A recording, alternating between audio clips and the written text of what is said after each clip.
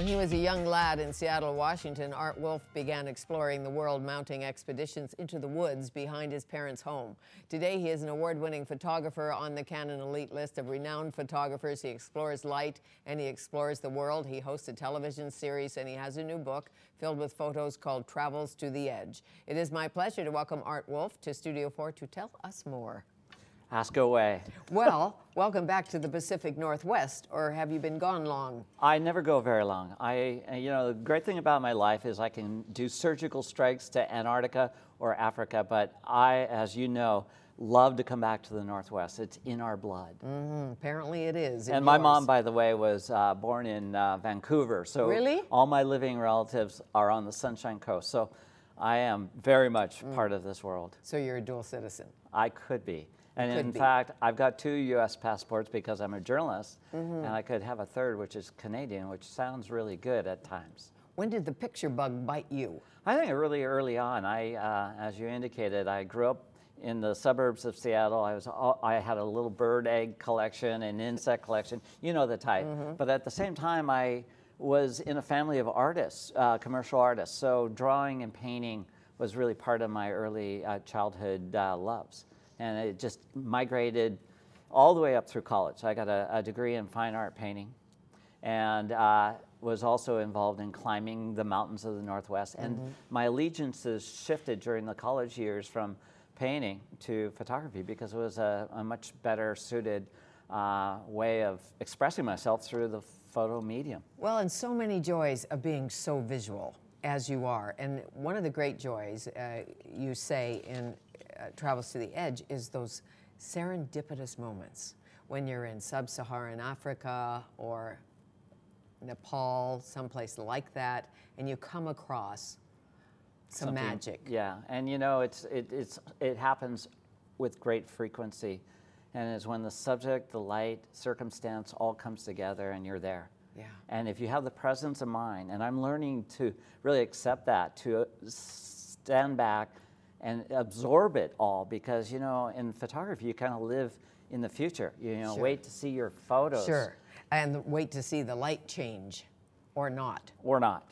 Because if you're doing Mount Fuji, if you're taking a picture of Mount Fuji, It's light all has about to the be light. right. It has to be, and you have to get up out of your bed early in the morning to be there at first light, or be there at the last, light of the day. And I love Mount Fuji for its sublime symmetry, which is why it became such an iconic image For sure. in Japanese culture. Snow monkeys in Japan? They're unbelievable. They are so, they're like, I think snow monkeys actually look down on humans. You know, they're sitting there in the hot tub looking at us freezing, and they just kind of, they accept your presence. And I think the trick with these guys, and I've gone back for 20 years and photographed them, and there's a lot of the same individual monkeys you can recognize. They're as individualistic as humans. And what's so great about them is they'll allow you to get that close, and you just don't want to break that invisible space between monkey and man, because they have long incisors and they could really bite you. But as long as you don't try to reach out and touch them, you can be that close and they'll just look straight into your camera. How did you learn that lesson, Art? You learn from trial and error. And the last time I was there, I was actually filming with the TV crew, and I'm very impish. And I rolled up a little snowball, and there was a bunch of baby monkeys kind of with their backs turned. And I kind of hucked a little snowball, hit one in the back of the head gently. And it turned around, and it singled me out of all the people around. It knew who threw the ball, and it just went like that. And I bounced back and fell back on my butt in the snow. And, Just I kidding. learned a little lesson right there. I was just kidding.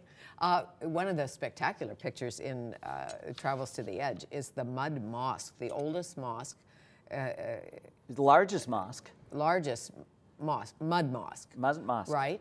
And how do they keep it Well, muddy? if you look closely at this photo, you see all those dark spots, and those dark spots are literally logs, and they are embedded into the mud so that they can climb it up every year and wash it with mud, because after the end of the monsoon, it just starts to lose its form. And where is that? In Nepal? Where's that? That's actually in a great country called Mali on the southern regions of the Sahara Desert in Western Africa. Sub-Saharan? Right there. Yeah. Yeah, it's great because the people are very friendly and it's a great place to explore, and you can virtually see camels coming out of the center of the Sahara laden with salt to the city of Timbuktu. Wow. It's great. I bet. It was the center of Islam, isn't it? One of the great centers. Yeah. It was Timbuktu at one time was one of the most important cities in the world because all the commerce from Europe was coming across the Sahara right into Africa through that city. And then ships were built and they went around it. How fascinating. I have a friend who wrote a book called Going to Timbuktu for a Haircut, or Gone to Timbuktu for a Haircut. He runs tours in Vancouver. It's a story I'll tell you another day. Well, and I grew up watching all those road movies with Bob Hope and Bing Crosby, and Timbuktu was one of them. Of course. Elephants. Tell me about the young boys who grow up with the elephants. It's fascinating. I took the TV show to the center of India, to any number of these beautiful national parks, Bandhavgarh, Kanha, to name a couple of them. And within those parks, there's mahouts, the elephant drivers. And you can virtually get on an elephant and be taken into the forest and view and find wild Bengal tigers in their natural habitat. Really? And just what I'd like to do, find a wild Bengal tiger. From an elephant back, it is one of the great joys of life, honestly. I bet it's You would do it. You would do it, I guarantee it. I would do it in a minute, and I would love to see one, but what's fascinating, I would like to be on top of the elephant. Oh, you have to be. So the elephant is not spooked? No. By the Bengal? No, no. Really? Just saying, hi there?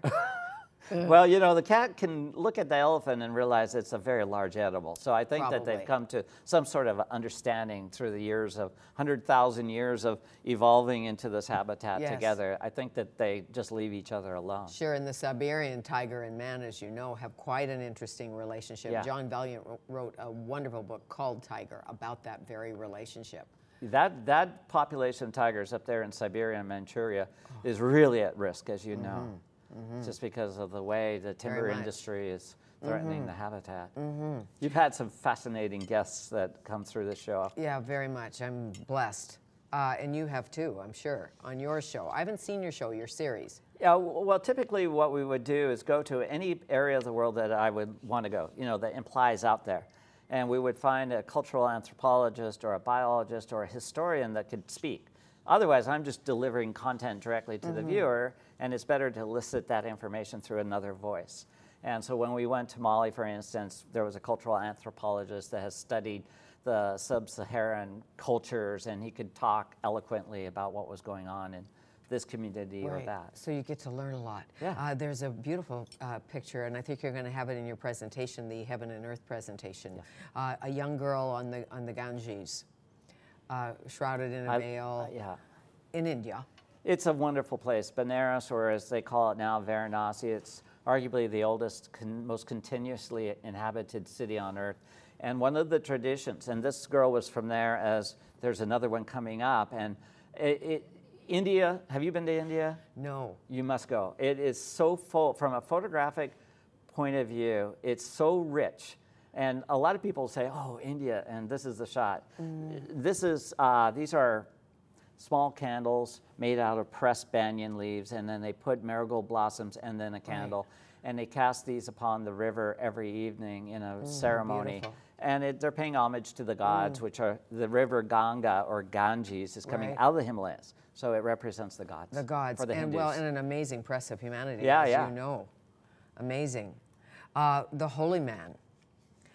He's sitting near the Ganga, the Ganges, the Ganga in India. The sadhus are a trip. The sadhus, is that? Yeah, sadhus. It's Hindu holy men.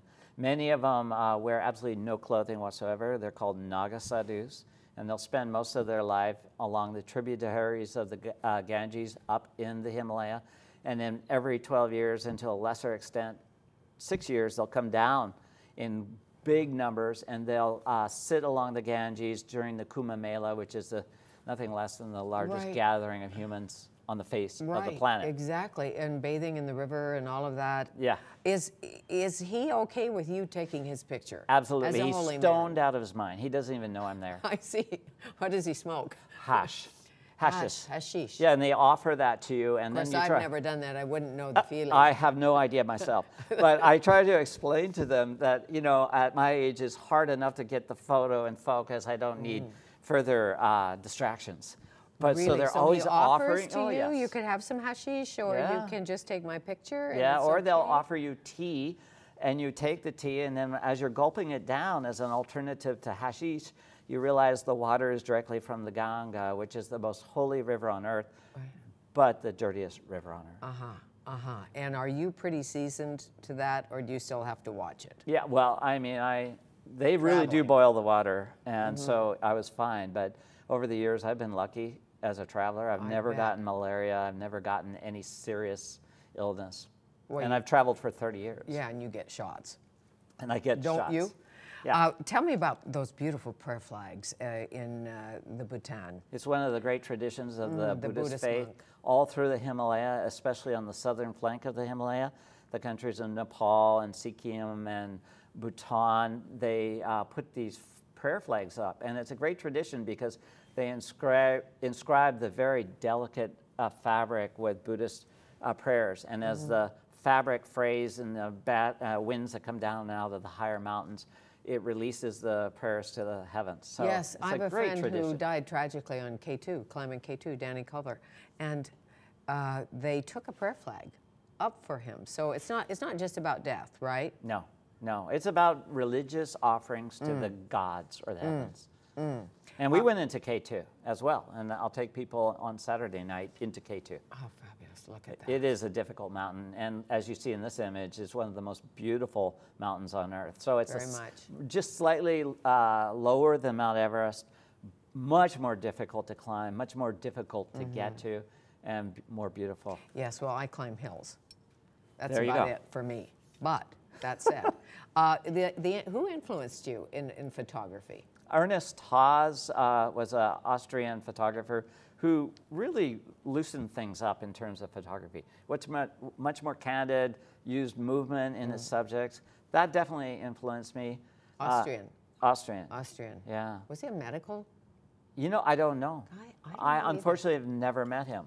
Well, I haven't either. He's gone. He is gone. Yes. And that was one of my biggest regrets, is that I had an opportunity to study under him, but it was at a time in my life I had to make a choice between a lens or a class, and I chose the lens. And then he was gone. And the same story exists with Ansel Adams. And so, you know, the people that I teach to now, I basically tell the story that, you know, this is a good opportunity to learn what I've accrued over my life. An American photographer, Elliot Porter, the late Elliot Porter, also great photographer, right? Yes. Painters mostly, though. Believe it or not. True, as you are, because there's an artist in you, even in your photography, because I don't mean you manipulate, but you, in some of your images, do you add?